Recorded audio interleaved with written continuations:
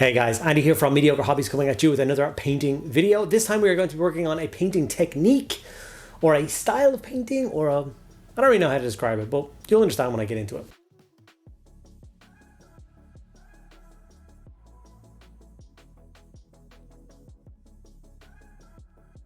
So sometimes when I kind of veer away from using contrast and shades and all that kind of stuff, and I want to kind of challenge myself, I want to push a paint job further than I usually do, I stick quite closely to the triad system of painting, which is the idea of picking a base tone, a mid-tone, and a highlight tone, and just using that system across all the different parts of a miniature. Now, whenever I do this, I do describe it just a little bit, but I constantly get asked in the comments, what exactly do I mean by triads, or how do they really work, or anything like that. So that's what I'm gonna focus on here today in this video. I have got a beautiful miniature printed from the sponsor of today's video, which is Dragon Trapper's Lodge, a big, huge flayed one monster, absolutely amazing.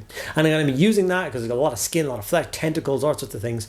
And I'm going to be focusing on one or two sets of triads. So instead of trying to paint the entire miniature, although I am going to be painting quite a lot of the miniature, the parts that I've chosen, I'm going to be sticking to, so for instance, the skin on this miniature is something that I'm going to focus on. I'm going to do that in like a pink tone. So I'm going to be using a triad system. Now, the paints I've decided to use for this video are the Duncan Rhodes Too Thin Coats paints, not sponsored, not affiliated in any single way. I'm using the Wave 1 paints that I paid for myself. I backed the Kickstarter, got my hands on them. I find them to be absolutely fantastic for the triad system of painting, since how they're already designed with the triad system of painting in mind. They literally give you sets of 3 paints. Use these 3 paints if you want to do red, use these 3 paints if you want to do blue, green, yeah, the whole thing.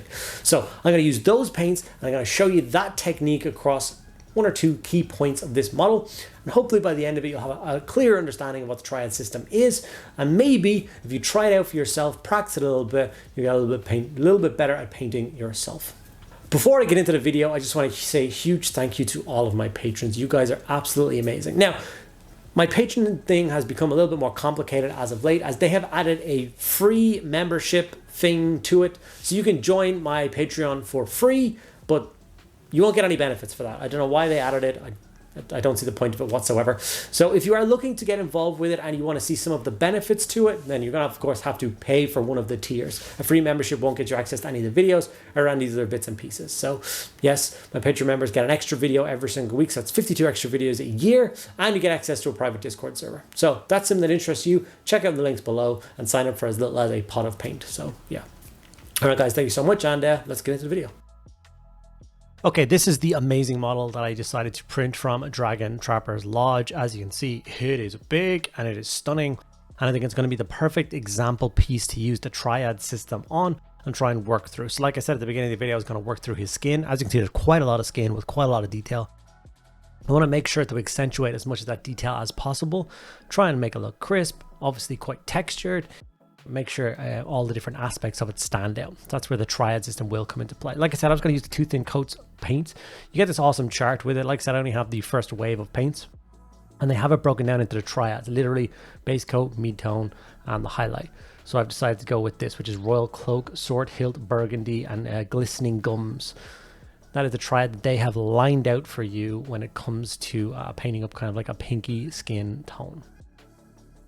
Some people have made videos talking about, these are not true triads or anything like that. I haven't found any issues whatsoever, and I have tried out a whole heap of the triads that you do get inside this set, and I love them. Maybe people who do like serious competition painting or anything like that, maybe they're finding like slight tonal problems with them. Not me. I'm not an advanced enough painter to make those kinds of distinctions. So I'm just going on what the box says and seeing what kind of results that I've got. I've never quite done this particular triad on such a large area before. It has usually been my inner mouth for monsters triad, if that makes sense. So if I have a dragon roaring, this is the 3 colors that I use to make sure that his guns and stuff are done in a nice tone and they like kind of pop. So obviously the first coat is nothing special. You just want to get a nice solid coat of the first color of the triad on the entire area that you wish to paint. So for me, on this guy, it's going to be his skin. And this did take a little bit of time because there's so much of the model. Obviously I didn't go crazy and throw in a large brush and just slop it all on. I wanted to keep the rest of the model looking quite neat and tidy for the video. So I used a small brush and went around carefully. As you can see, it does have a little bit of a purple hue to it already, but it is quite dark, knowing that this is going to be the base tone. So it's going to be basically the shadows of this color.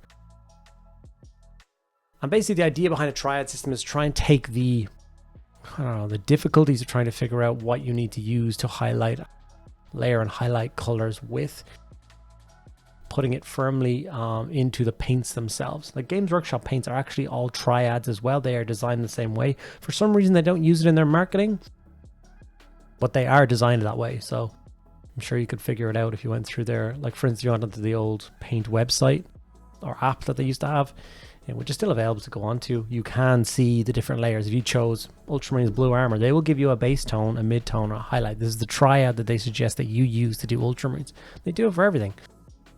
So as you can see, I'm jumping up to the second color in that triad now. Now, obviously, I'm becoming more careful with the painting style. Now, I'm not trying to get a solid coat whatsoever. I have a fine pointed brush, and I'm just starting to highlight all of the raised areas of the model.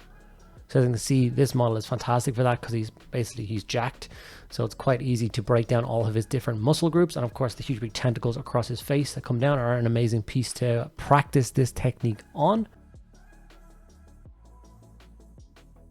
And like I said, we're trying to leave the base coat through as the shadow, as the dark bit. So leaving that in all the little cracks and crevices and all those bits is really going to kind of set the scheme off later on. It's also important to note that the idea behind the triad is also to not make any drastic jumps up. It should feel like a more natural progression of color. So even if you look at the color I started with and the color I'm jumping up to, it doesn't seem like a huge difference in color. And that's okay. That's, like I said, we want it to look natural. We want this beast, this Cthulian style. There's a mind flayer, but Cthulian is basically what he strikes me as. Style character. I want it to feel like he's, you know, he exists. It's real. It's not just like these bright, completely crazy, inorganic colors that just make him look bizarre.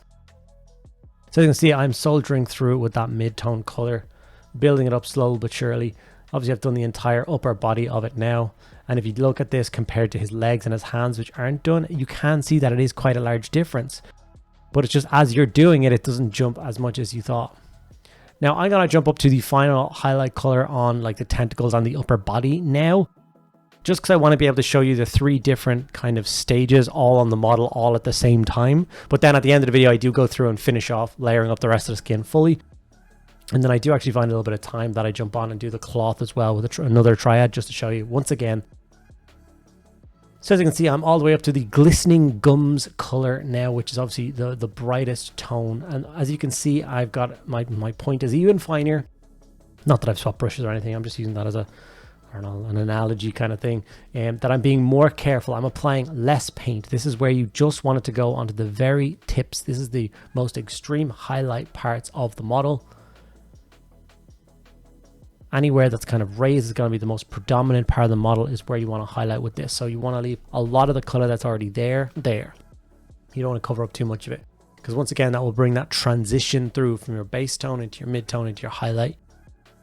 And it will make a huge difference if you go through it carefully and do it. And for me, like the techniques that I normally apply when I'm painting my miniatures, my applying contrast and layering up from there kind of thing, which I do for my army painting, is just standard. I don't feel like no matter how many times I do it, I'm improving at painting. It is just a very solid, secure way that I can use to get lots of models painted fast to a nice tabletop standard that I'm pleased with. But when I want to push myself and I want to try and work on something, or I want to make something look really nice, or sometimes I just get the itch to try and do something a little bit more kind of impressive than I normally do. That's when I switch to the triad system and I pick a cool model and I kind of go for it. That's something that I've always done. And yeah, that's what I'm going to soldier on and do.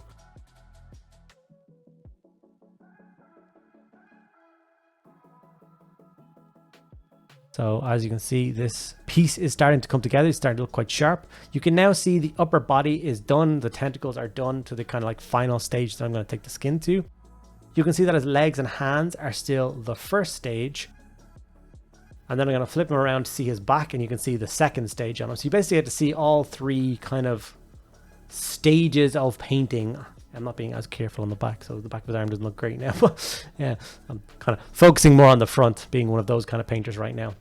And as you can see, it makes a huge difference. I'm super proud of how that skin looks. And as long as you don't pay attention to it too closely, if you look at it as a piece, I think it looks great. Like I said, this model is from the sponsor of today's video, which is Dragon Trappers Lodge. They're a fantastic monthly subscription service over on My Mini Factory. And you can either pick up one of 3 tiers. So they either have the Trapper tier, which is perfect for all those people that enjoy Dungeons and Dragons. And they will basically give you a scenario each month and a selection of miniatures to run through that scenario. Awesome selection of pieces. You can then jump across if you want to get the Soldier tier, and that's tailored more towards people that like to have miniature wargaming. So you'll get like army scale sets of models from that you can build up and play games with, like miniature agnostic style stuff if you so please. And then there is, of course, the extra tier, which contains absolutely everything. So if you want to go for the veteran tier, you get bundle 1 and bundle 2 each month. You can build on it and collect your models. So once again, I picked this model from their D&D style set this month. Absolutely love the model, so I printed them out and I'm using them for this video. So big thanks to Dragon Trappers Lodge for sponsoring today's video. If you want to check out them, any of their stuff, they will be linked below in the show notes. Okay, so with the skin all fully done, like I said, I did go through and I layered up the rest of the skin. And I did have a little bit of time left in my day. I didn't think I would, so I decided what I will do is I'll just show you another aspect of the triad system very quickly with the cloth on this model. So I decided to go through the bluey gray style color scheme. I wanted to try and once again complement the pink tones that I've already done, because the model himself is quite, you know, I don't know what, like kind of like an exaggerated color. Like he's got these bright pink skin. You got to be super careful with the other colors you then add into the model. So if I decided to add in, I don't know, a big yellow like loincloth now, I think it would look horrible. The colors wouldn't sit next to each other very well. It'd look kind of gaudy and it would detract from both colors. You wouldn't get a nice yellow and you wouldn't get a nice pink. Do you know what I mean? So as I've done the kind of centerpiece of this model being the skin, I obviously went for quite muted tones for things like the cloth. So I went through the grays. And like I said, I'm going through the same triad system. I've put on the full solid base coat. This is the first layer job. And I'm following through on all of the kind of raised parts of the fabric. Very simple, very easy. Then go up to the gravestone blue as the final highlight, which is very close to white. And once again, just following through and powering through all of the raised areas. But once again, lighter than the first 2 coats.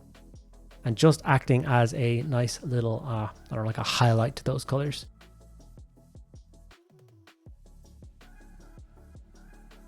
Personally, all I'm going to do after this, when I get a bit more spare time, is work on the armor. So all the armor is going to go kind of a patinaed silver color. So I don't know, give him more of an aquatic theme maybe. So I like it. But there it goes. I managed to get the skin and the cloth done on today. Super pleased with the result. I hope you guys learned a little bit about triads in today's video. Hopefully you didn't just think I was waffling on for 10 minutes. And like I said, the thing I use this for is to improve my painting. So if it's something that is interesting to you, you're looking at this video going, that's quite interesting, I'd love to give it a try. Remember that the whole purpose of it is to practice. Your first couple times you do it, it's not going to be good. You're not, unless you're just some born again prodigy painter. I still think I'm very low on the skill level of this style. And basically I use these models to keep practicing my skill, keep pushing my game forward, improving my painting, and moving on from there. Like I said, the Two Thin Coats range of paints I think is a fantastic tool to help you practice this. So, well guys, there we have it. I have finished up 2 key features of this miniature, which is of course his skin and his cloth. I absolutely loved painting this guy up. Stunning model from, of course, Dragon Trappers Lodge, the sponsor of today's video. If you want to check out their models, any of the other bits and pieces, I will leave them linked, of course, in the description below. You can go check them out for yourself. Their monthly subscription is awesome and gets you tons of cool things. I hope you guys learned a little something about the triad system from today's video, picked up a few tips and tricks. That's all I'm here to provide. So I hope that's what happened. If you did find this video helpful, make sure you give the video a like, ask me any questions you want in the comments below, and please make sure you're subscribed to the channel. It makes a huge difference. Thank you so much for sticking around to the end. I'll see you in the next one.